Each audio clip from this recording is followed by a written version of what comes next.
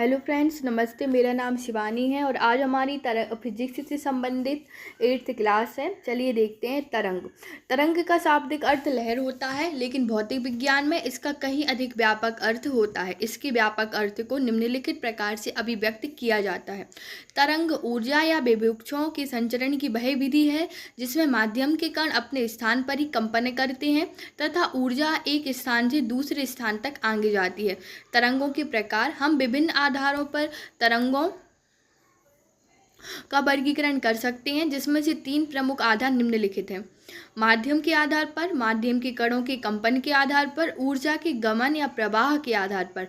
तरंगों के प्रकार देखेंगे। आप इसमें चित्र के माध्यम से देख सकते हैं।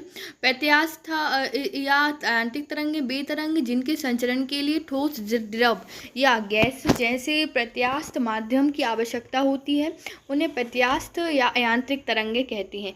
ये बिना माध्यम के संचारित नहीं हो सकती हैं। इनके संचरण माध्यम के कणों के दोलनों के कारण संभव हो पाता है। इनका संचरण माध्यम के प्रत्यास्थ गुणों पर निर्भर करता है। विद्युत चुंबकीय तरंगें वे तरंगें जिनके संचरण के लिए ठोस, द्रव या गैसीय माध्यम की आवश्यकता नहीं होती है तथा जो निर्वात में भी गमन कर सकती हैं, उन्हें विद्युत चुंबकीय तरंगें कहते हैं। विद्युत चुंबकीय तरंगों के संचरण के लिए माध्यम का होना आवश्यक नहीं है। इनका संचरण निर्वात में भी होता है। निर्वात में सभी विद्युत चुंबकीय तरंगों की चाल समान होती है। प्रमुख विद्युत चुंबकीय तरंगें देखेंगे, जैसे आप चित्र के माध्यम से देख सकते हैं। गामा किरणें, बैकुरल इसका उपयोग है। इसकी भेदन क्षमता अत्यधिक होती है। इसका उपयोग नाभिकीय अभिक्रिया तथा कृत्रिम रेडियोधर्मिता में किया जाता है। एक्स किरणें, रोंटगन, इसका उपयोग चिकित्सा एवं औद्योगिक क्षेत्र में किया जाता है। पराबैंगनी किरणें, रिटर्न है, इसकी खोज करता है। इसका उपयोग सिकाई करने, प्रकाश वैद्युत प्रभाव को उत्पन्न करने, कीटाणु या बैक्टीरिया को नष्ट करने में किया जाता है। आगे देखेंगे दृश्य विकिरण, न्यूटन। इससे हमें वस्तुएं दिखलाई पड़ती हैं। अवरक्त विकिरण, हर्शेल इसके उपयोग खोज करता है। ये किरणें ऊष्मीय विकिरण है। ये जिस वस्तु पर पड़ती हैं उसका ताप बढ़ जाता है।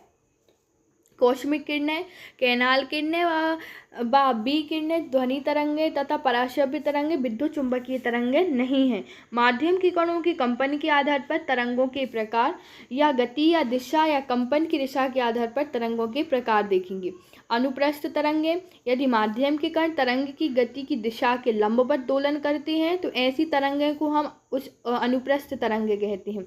उदाहरण, तनी हुई डोरी या तार में कंपन किसी डोरी के एक सिरे को दीवार से बांधकर उसके दूसरे मुक्त सिरे को बार बार आवर्ती रूप से ऊपर नीचे झटका दिया जाए तो इस प्रकार कंपन करती हुई डोरी में इसके कणों के कंपन तरंग की गति की दिशा में लंबवत होते हैं, अतः यह अनुप्रस्थ तरंगे का एक उदाहरण है। पानी की सतह पर बनने वाली तरंगें, लहरें।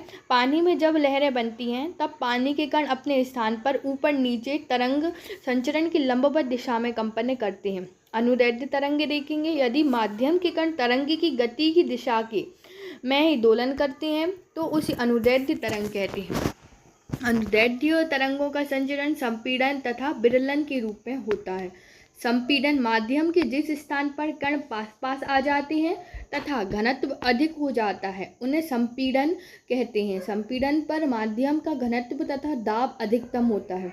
विरलन, माध्यम के कण जिस स्थान पर दूर दूर होते हैं तथा घनत्व कम हो जाता है उन्हें विरलन कहते हैं। विरलन पर माध्यम का घनत्व तथा दाब न्यूनतम होता है। ध्वनि तरंगे देखेंगे। Sound waves. ध्वनि तरंगे अनुदैर्ध्य यांत्रिक तरंगे होती हैं। जिन यांत्रिक तरंगों की आवृत्ति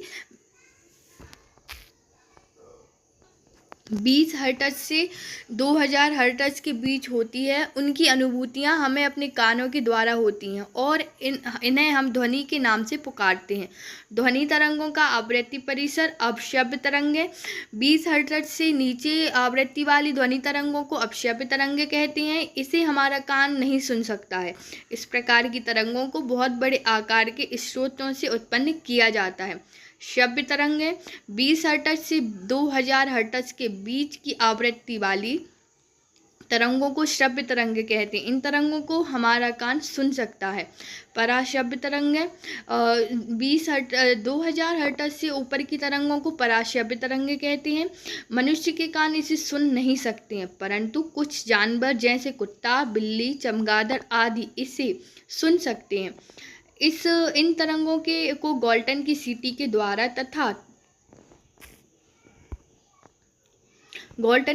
के द्वारा तथा दाब वैद्युत प्रभाव की विधि द्वारा क्वार्ट्ज के क्रिस्टल के कंपनों से उत्पन्न करते हैं। इन तरंगों की आवृत्ति बहुत ऊंची होने के कारण इसमें बहुत अधिक ऊर्जा होती है। साथ ही इनका तरंगदैर्घ्य छोटे होने के कारण इन्हें एक पतले किरण पुंज के रूप में बहुत दूर तक भेजा जा सकता है। पराश्रव्य तरंगों के उपयोग संकेत भेजने में, समुद्र की गहराई का पता लगाने में, कीमती कपड़ों, वायुयान तथा घड़ियों के पुर्जों को साफ करने में, कल कारखानों की चिमनियों के काले हटाने में, दूध के अंदर हानिकारक जीवाणुओं को नष्ट करने में, गठिया रोग के उपचार एवं मस्तिष्क के ट्यूमर का पता लगाने में। अनुप्रस्थ तरंगें केवल ठोस में ही चलती हैं। अनुदैर्ध्य तरंगें ठोस, द्रव और गैस तीनों ही माध्यम में चलती हैं। ऊर्जा के गमन या प्रभाव के आधार पर तरंगों के प्रकार देखेंगे।